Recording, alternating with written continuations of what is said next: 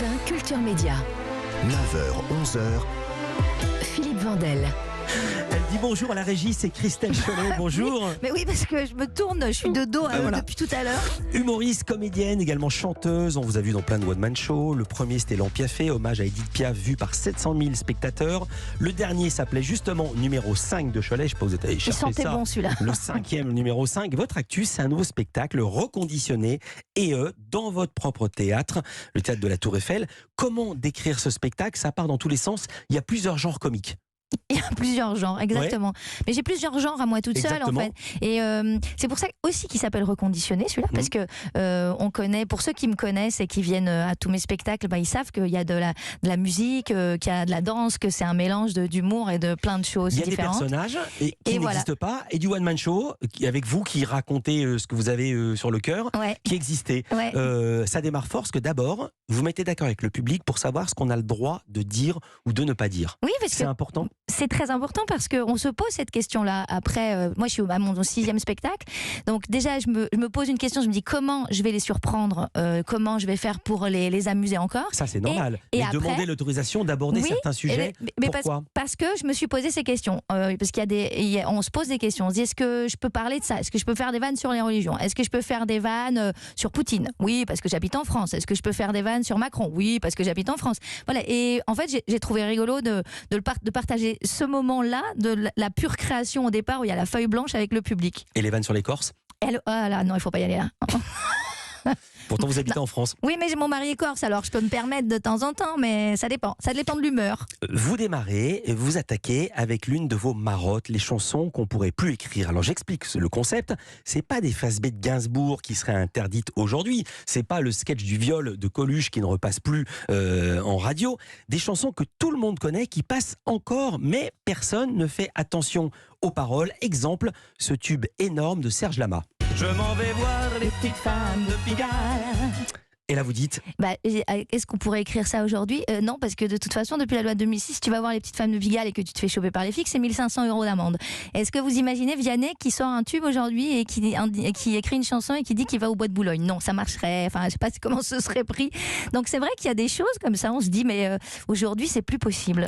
un tube totalement anodin, qui pour moi me paraissait être dans le Disney style, sinon un tube, même le tube d'Enrico Macias. Et là, vous apportez un éclairage, j'avais absolument pas vu les choses comme ça. En 1965, c'est une chanson. En 2022, c'est une pub pour le tourisme sexuel. On voit le mal partout. Voilà. On n'y est pas encore, peut-être, mais peut-être qu'on va y arriver, j'espère pas. Non mais vous avez raison. Et vous dites heureusement qu'ils ne sont pas trompés quant à l'utilisation des mots femmes et filles, c'est-à-dire C'est-à-dire qu'il faut faire très attention à l'utilisation des mots dans une chanson, dans un texte. Parce que si tu dis Serge Lama parle des femmes, Enrico Macias des filles, quelles sont jolies les filles de mon pays, où je m'en vais voir les petites filles de Pigalle, c'est pas la même chose. Pas les petites femmes de Pigalle, ça passe. Les petites filles de Pigalle, ça passe plus, voyez. Ah oui, c'est pas 1 500 Non. € d'amende, c'est Non, directement... Donc le choix des mots est très important, mais sur les réseaux, partout, il faut faire toujours très attention. En 2 heures, on peut se faire décaniller alors qu'on a voulu bien faire. Puisque vous parlez du choix des mots, on y vient. Il y a un personnage, un morceau de stand-up qui donne le titre à votre spectacle Reconditionné. Qu'entendez-vous par là? Et vous faites la différence, parce qu'avant, on disait réparer. Oui, Maintenant, on dit reconditionné. Oui, C'est différent ou c'est pas différent? Ah oui, c'est différent. Expliquez. Un objet reconditionné coûte beaucoup plus cher qu'un objet réparé, même si c'est la même chose. Alors, je sais que certains auditeurs sont en train de se dire, je pense que je me suis fait niquer pour mon iPhone. Oui, vous pensez bien, mesdames et messieurs.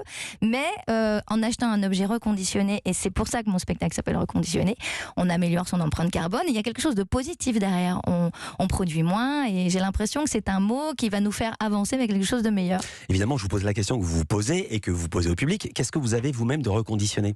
D'après vous regardez, dites-moi. Non, j'ai vu le spectacle, c'est à vous de dire. Je ne me suis pas fait reconditionner, pas encore. Je reconditionne assez régulièrement mes cheveux et mes cils, on va dire, voilà. Et dans les vannes et dans les registres d'humour, parce que ça compte aussi. C'est ça qui est reconditionné. Le public veut retrouver ce qu'il connaît Oui, et exactement. ne veut pas retrouver ce qu'il connaît. Le Exactement. paradoxe est là. Il est là. C'est Si pour vous ça que faites j'ai un appelé spectacle reconditionné. entièrement nouveau, personne n'en veut.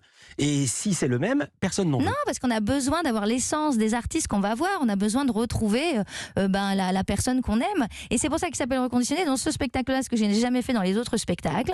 Et il y a plein de personnages. Et je me suis vraiment amusée à aller chercher des personnages, des nouveaux, des personnages que j'ai inventés, des personnages que je suis allée chercher aussi sur les réseaux.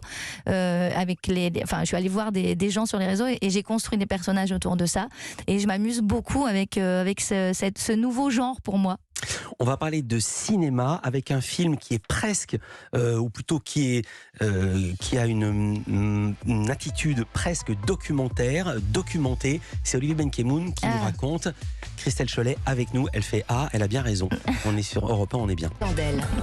En compagnie de Christelle Cholet, Reconditionné, c'est son One Woman Show, c'est au théâtre de la Tour Eiffel. On n'a pas donné les jours, et les horaires. Mardi, jeudi, vendredi, samedi, 2 fois à 16h et 21h. Ça m'a fait rire que vous avez dit Christelle Cholet est reconditionnée.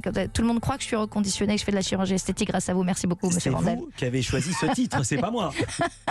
Oui, c'est vrai. On mais s'y expose, on choisit un titre, on s'y expose. J'assume. Et vous n'allez pas me reprocher vos propres turpitudes, si j'ose dire. Vous avez le temps d'aller au cinéma, c'est pour ça que je demandais les horaires. J'adore aller au cinéma et j'ai hâte de voir le film dont va nous parler monsieur.